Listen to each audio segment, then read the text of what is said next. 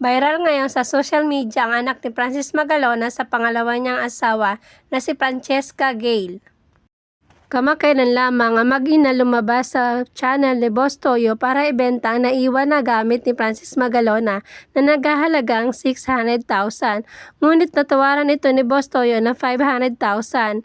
Ngunit nakaraan lamang ilang araw, may bumibili ng damit ni Francis Magalona sa halagang 8 million sa 3 pirasong damit nitong naiwan. Ngunit hindi pumayag naman si Boss Toyo Ngunit hindi nasindak si Boss Toyo sa halagang 8 million. Dahil gusto pa ni Boss Toyo mai-display ito sa museum para makita ng buong tao at ng publiko ang damit na isang sikat na artista na si Francis Magalona. Narito ang video na mag-ina bago ito ibenta. Panoorin natin. Gale Francesca. Yeah. Lang. Siya nagpangalan dyan, ha?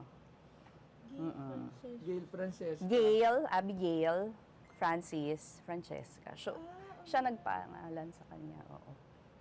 So, yun na nga. Kaya, Oo nga. Mukha niya, no? Ang ganda niya, no? Thank you. yung kanila. Ngayon, syempre, buntis ako. Tatantrums na ako kasi busy siya. US tour with Bulaga, mga ganyan. So, nagre-reklamo na ako na sobrang busy, wala nang time for me. Ngayon, there's this one time na umuwi siya sa Cavite, sa bahay.